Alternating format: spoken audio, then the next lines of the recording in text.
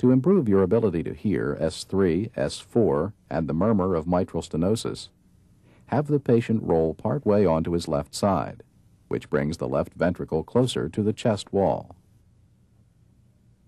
Then recheck the position of the apical impulse and place the bell lightly on it. If the patient had an audible S3, it would sound like this.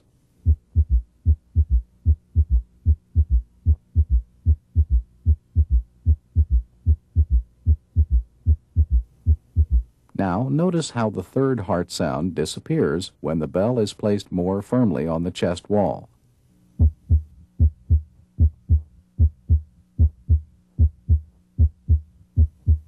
Listen again with light pressure.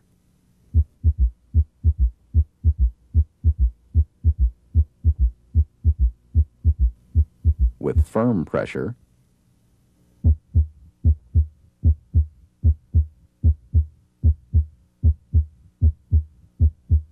And once again with light pressure.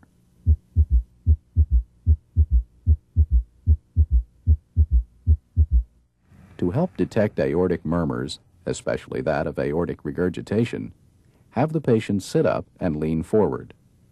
Then ask him to exhale completely and hold his breath out. Using the diaphragm of the stethoscope, listen at the left second interspace and down the left sternal border to the apex. Breathe out completely again and hold it. Pause periodically to allow the patient to breathe. Listen for the high-pitched diastolic murmur of aortic regurgitation. If the patient had this murmur, it would sound like this.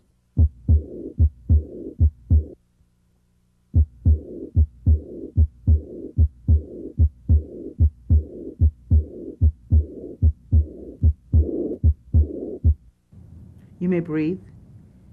Take another deep breath. Breathe out and hold it. Heart murmurs can be distinguished from heart sounds by their longer duration. Diastolic murmurs, like this one, usually indicate heart disease.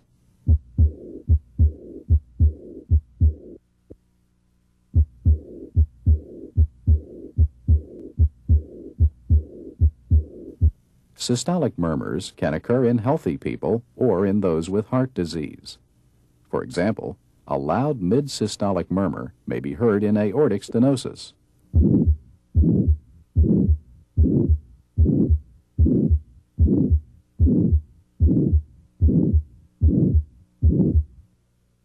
If you hear such a loud murmur, palpate the area with the ball of your hand.